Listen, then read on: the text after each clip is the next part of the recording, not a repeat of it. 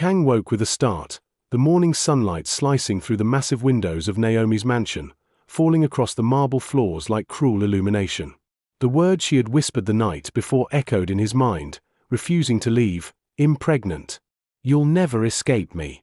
The sentence didn't make sense. It shouldn't. His thoughts tumbled over themselves, a chaotic storm. How could this happen? When? Why? He replayed their nights together, searching for a misstep, a lapse in control. But nothing explained it. Every kiss, every touch, every interaction, he remembered them clearly. Nothing had been forced. And yet here he was, faced with the impossible. He rose, walking the length of the cold, echoing hallway, his hands clenching into fists. He wanted to scream, to run, to do anything other than stand there in the heavy silence. But the mansion, looming around him with its grandiose walls and ornate decorations, felt suffocating. "I have no choice. Not yet. I have to go back." And so he returned. When Kang stepped back into the grand hall, Naomi was waiting. She stood barefoot on the marble floor, her hair cascading in loose waves over her shoulders. Her eyes glittered with a storm of emotion, relief, joy, fury, all of it directed at him. She ran forward, flinging herself against him in a brief, desperate embrace, then jerked away, as if punishing him for his absence. "You came back," she said, voice trembling, sharp as broken glass. "But you tried to leave. You tried to abandon me. Abandon us." Her fury was mirrored by her family. Guards appeared silently from the shadows, their expressions cold, unwavering. Her father and uncles watched from the edges of the hall, arms crossed, faces unreadable, like statues carved of granite. The mansion's walls seemed to close in tighter, the air heavy with threat. Every doorway, every hallway, every possible exit now had a pair of guards stationed. He could not escape. Not now. The words of his father flashed in his mind, the letters he had read months ago. Let him stay with her a while. Let the illusions of the gutters be buried there. If he returns to soul hungry for power, we lose him. This was exactly what had happened.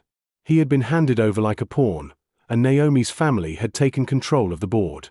The pregnancy, the madness, the mansion itself, all a cage built for him, with walls made not of metal but of people. Kang's chest tightened, each breath shallow and sharp.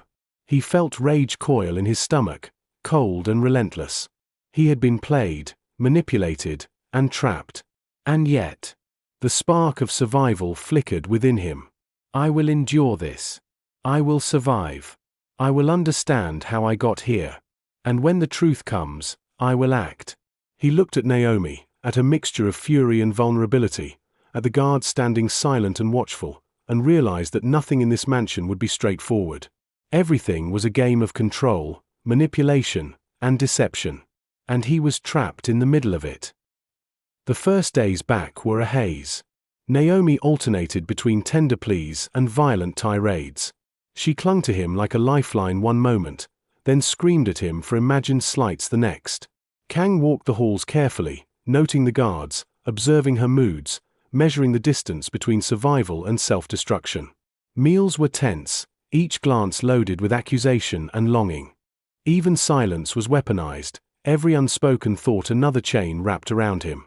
Kang realized with a bitter clarity, this wasn't about love, or even Naomi's madness. It was about control, hers, her family's, and, in a way, his father's too. Freedom wasn't a possibility. He was trapped. But trapped men can also strike back. For now, he endured. He waited. And he watched. The days after his return blurred together, a relentless cycle of tension, fear, and fragile tenderness. The mansion, once a symbol of luxury, had become a labyrinth of unpredictability. Kang moved through its halls cautiously, learning the rhythms of Naomi's moods like a soldier memorizing enemy patrols. Some mornings, she would crawl into his arms, her body trembling, lips quivering as she whispered, "You're my anchor. My only anchor. Don't leave me." Kang's chest twisted painfully at her fragility. For a moment, he felt the urge to soothe her, to cradle her as she shook in the morning light. But even as he held her, he reminded himself that this was not love, it was survival. Her vulnerability is a weapon. Her fragility is a trap. Other mornings, Naomi was fire incarnate. She would storm into the dining hall, her dress swirling around her as if it were flames itself. Plates and glasses flew from her hands. Crystal shattered across the marble floors. Her voice was sharp, sharp enough to cut. You think you're free? You think you can act like a man here? Obey me. Now. Kang learned to obey with precision. He served her meals, poured her wine, and anticipated her every command, all while noting the subtle signs that something larger was at play. Evenings brought another form of torment. Naomi would drag him to the grand piano in the drawing room. Her movements were wild, almost frantic, spinning barefoot across the floor. Kang pressed his fingers against the keys, the music becoming the tether between them. He played, sometimes out of habit, sometimes out of fear, sometimes because he had no choice. When he faltered, she would strike him lightly, a tap, a flick, and then pull him close, whispering apologies that tasted almost sweet, almost human. The line between cruelty and tenderness blurred, leaving Kang disoriented. Every strike, every whisper, was a lesson. He was here for her control, and she would not release it easily. Kang's mind became a battlefield. He replayed every moment, every glance, searching for mistakes, for clues, for a way out. Yet each time he thought he understood her, Naomi shifted again, a wave of rage, a flicker of affection, a sudden collapse onto the floor, sobbing into the carpet. At night, as he lay awake, he traced the patterns. Naomi's moods, her outbursts, her moments of vulnerability. It was all a network, a calculated chaos. And somewhere in the madness, he realized he was learning, observing, and surviving in ways he hadn't in years. I endure. I survive. I watch. And I wait. Even in the midst of her chaos, a pattern emerged. Naomi's unpredictability was controlled by forces beyond even her own desires. And that realization sent a chill down his spine. For the first time, Kang understood the mansion was not just a home, nor just a prison. It was a testing ground, a place to break him, to observe him, and, unknowingly to them, a place where he was learning to fight back. The days stretched endlessly, each one another step in a game he hadn't agreed to play. But one he was slowly learning how to win. Weeks of confinement had sharpened Kang in ways he hadn't anticipated. The mansion, once a gilded cage of chaos and beauty, had transformed into a landscape of observation, a place where every footstep, every whispered sound, and every flicker of movement carried meaning. Naomi's madness had once seemed purely chaotic, wild, a storm with no pattern. But now, the storm began to make sense, if only in subtle hints. He noticed it first in small ways. A hurried glance Naomi cast toward the hallway when she thought no one was watching. Fingers brushing along objects, books, trinkets, even letters, as if erasing evidence of someone else's presence. The way she sometimes froze mid-sentence, eyes darting to corners of the room he hadn't noticed before. These were not the behaviors of someone truly unstable. These were the behaviors of someone who had to hide something. At night, he would wander the halls quietly, pretending to inspect, but really observing. Every corridor had its rhythm. Guards walked predictable patterns. Lights dimmed at certain hours. Certain doors clicked shut with barely perceptible force. It all painted a picture, a map of control and secrecy he hadn't had the patience to notice before. And then it happened. One late night, Kang found himself moving toward Naomi's private wing. The mansion was eerily silent, as if it were holding its breath. Shadows stretched across the marble floors, and the faint scent of her perfume lingered in the corridors. He was about to retreat when movement caught his eye. A door cracked open, just enough for him to glimpse a figure slipping out. A guard. The man tried to leave unnoticed, crouching low, eyes darting nervously like a rabbit in the moonlight. But then Kang's gaze fell upon Naomi herself. She was in the hallway, desperate, gesturing frantically. Her hands pressed to the guard's chest, then tugged at his arms, urging him to leave before Kang could see. Her face was pale, lips pressed tight, eyes wide with panic.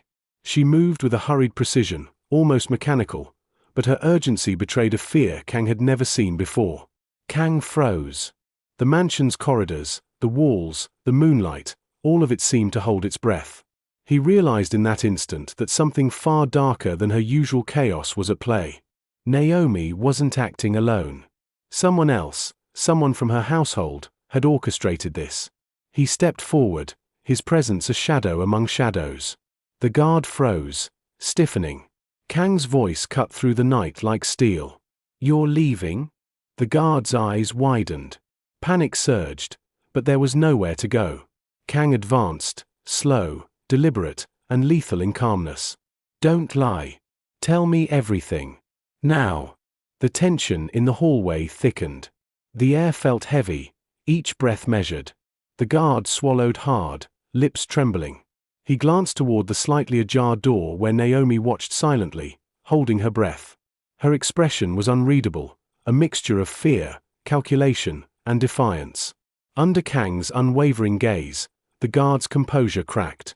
Words spilled out, desperate, jumbled, but finally coherent. Naomi's father had orchestrated the pregnancy. The guard had been sent to ensure it, creating a web of lies that would frame Kang as the father, as the anchor, as the one tied to her chaos. Every panicked whisper, every frantic gesture from Naomi had been part of a larger design. Kang's mind raced. His chest tightened. The mansion, Naomi, the pregnancy, everything had been orchestrated to trap him. He realized with a cold clarity that Naomi, too, had known all along. She had played along, using his emotions and his attachment as a shield to hide the truth. For the first time, Kang felt the scales tip. Knowledge was power, and now he held leverage. The truth was a weapon, a key that could unlock the chains that had bound him for months. But power demanded strategy. Acting hastily could destroy it. He didn't strike immediately. He observed the guard further, reading the man's fear, the hesitation in his movements, the subtle tremor in his hands. Kang's mind pieced together the web.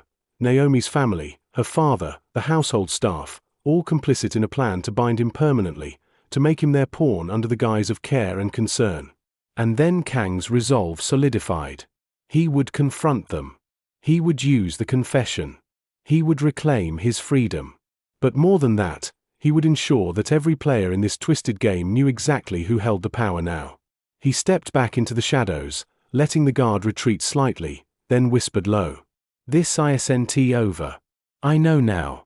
And when the time comes, you'll speak to me again. And you will tell the truth, fully, to everyone who needs to hear it." The guard nodded shakily, understanding the threat and the promise in Kang's tone. As he watched the man disappear into the shadows, Kang realized that for the first time, he was no longer a pawn. He was a strategist, observing, calculating, waiting for the right moment to strike. Naomi's household had underestimated him, and that miscalculation would cost them dearly. The mansion, once a cage, had become a battlefield of information and leverage. And Kang was learning to fight with something more dangerous than brute force: knowledge. Kang moved through the mansion like a shadow, each step measured, deliberate. The confession of the guard had changed everything. What had once been chaos now had structure, and Kang knew that structure could be exploited. Naomi's household had relied on secrecy, on fear, and on his submission. But now he held the key, the guard's truth. He found the man in a dimly lit corridor, eyes darting nervously as he adjusted his uniform. Kang approached silently, a predator among shadows. The guard froze as Kang's hand closed around his arm, strong and unyielding. "No more games," Kang said, voice low and calm, but sharp enough to make the man shiver. "You will tell me everything. Now." The guard hesitated, glancing toward Naomi's quarters where faint candlelight flickered. Kang's grip tightened. "Every detail. Every lie. Every plan your masters thought they could keep from me. Speak." The confession spilled out in trembling words. Naomi's father had orchestrated the pregnancy, using the guard as the instrument. Everything, the panic, the false intimacy, the moments of seeming tenderness from Naomi, had been staged. Kang's blood boiled, but he kept his composure. Knowledge was a weapon, and anger would only dull its edge. Once the truth was fully revealed, Kang's mind shifted gears. This was not just proof. It was leverage. He let the guard understand that the next step would be public, humiliating, irreversible. "You will go to them," Kang said, voice icy. "Every uncle, every cousin, every person who had a hand in this. You will tell them the truth. And you will tell them that I know everything. That I hold the evidence. Do you understand? The guard's knees buckled under the weight of the command. He nodded frantically, fear and respect mingling in his eyes. Kang released him, stepping back into the shadows, letting the man carry the confession to the family. And then, he went to Naomi. She was sitting in the drawing room, her hands trembling as she stared at the floor. The moment Kang entered, she looked up, her eyes wide with a mixture of fear, shame, and something else, a fragile relief. Kang, she whispered, voice barely audible. He didn't speak immediately. He let the silence stretch, letting the weight of what had just happened settle between them. Her breathing was uneven, ragged, and her eyes glistened with unshed tears. You knew, Kang said finally, voice steady, cold. You let them use you. You let them use me. Everything I endured. It was all a lie. Naomi's shoulders slumped, her eyes dropping to her hands. I had no choice. They would have killed me, Kang interrupted, stepping closer. Or worse. And you played along. You were complicit. Her lips trembled. I had to survive. And you were the only one who could hold me together. Kang's jaw tightened. He wanted to scream, to strike, to tear down the walls of the mansion itself. Instead, he stood there, silent, letting her feel the full weight of betrayal. Naomi had been both prisoner and player, victim and accomplice. When her family arrived, tension cracked through the mansion like lightning. The guard delivered his confession, word by word, every lie exposed.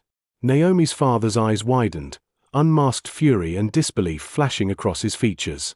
The uncles and cousins whispered among themselves, their carefully constructed web of manipulation unraveling before their eyes. Kang didn't wait for them to recover. He turned, walking through the mansion with purpose.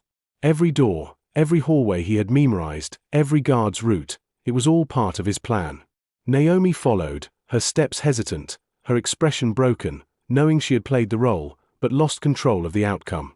The mansion, once a gilded prison, was now a place of exposed lies. And Kang, armed with the truth and unshakable resolve, prepared to leave. But even as he walked toward the gates, he knew that freedom would come at a cost. The revelations had changed everything, and what awaited him outside, the remnants of his own world, was uncertain. The cage had been shattered, but the storm was only beginning. The gates of Naomi's mansion loomed ahead, open at last, yet every step Kang took felt heavier than the last. The night air was sharp, cold, and bitter, a world outside the mansion he no longer recognized. Months of confinement, manipulation, and torment had hardened him, and yet a hollow ache lingered deep in his chest. Naomi's broken figure in the hallways haunted him. She had played her part in the trap, had endured her own torment, and now the weight of their shared deception pressed on both of them. Kang didn't look back. Each step away from the mansion was deliberate, calculated, yet tinged with grief. He had exposed the guard, revealed the truth, and finally seized the control that had been stolen from him. Naomi's family had acquiesced, terrified of the consequences, their power crumbling in silence. But even victory tasted bitter. As he approached his own home in Seoul, Kang's mind raced. He imagined returning to his father, reclaiming the empire that had once seemed his birthright. He imagined stepping back into the life of power he had been denied, a life he had trained for, dreamed of, and fought to survive for. But the sight that greeted him at the doorstep was not the home he had left behind. Smoke curled from the edges of the gates, black and acrid. The walls were scorched, windows shattered. Kang's heart thundered as he crossed the threshold, each step a mixture of fear and disbelief. Inside, the devastation was total. The family offices, once lined with ledgers and papers marking his father's careful control, were reduced to ash and ruin. Furniture splintered, documents scattered, trophies of power shattered across the floor. And in the center of it all, his father's body lay, lifeless, pale, and still, the empire he had built now gone in smoke and ruin. Kang fell to his knees, chest heaving, mind reeling. His father's careful designs, the legacy he had trained for, the life he had thought he could reclaim, all obliterated. Months of survival, struggle, and observation had brought him back to a world that had moved on without him, leaving him stranded in ruin. For a long moment, silence reigned. The city outside moved on, indifferent. The empire was gone. The chains had been broken, but the cost was immeasurable. Kang realized, bitterly, that control was a fragile illusion, and the world did not pause for anyone's plans. Not for sons, not for fathers, and certainly not for kings in waiting. And yet, even in the wreckage, something shifted inside him. Kang rose slowly, the weight of grief and rage coiling together, hardening into resolve. He had survived the mansion. He had survived Naomi's madness, her family's manipulation, and the cruel game that had been played with his life. Now, he was free, not to reclaim the past, not to restore what was lost, but to build from the ashes. Somewhere, deep inside, he felt the first flicker of a new purpose. A life forged not from inheritance, not from manipulation, but from the lessons of survival, cunning, and endurance. Kang had lost a father, an empire, and illusions of control, but he had gained clarity. And clarity, he knew, was the beginning of a dangerous, unshakable power. As dawn broke over the ruins of his home, Kang looked to the horizon. Smoke still curled in the morning light, carrying with it the scent of destruction, and the promise of something new. Naomi, the mansion, the lies, the cages, all behind him. For the first time, he was truly free.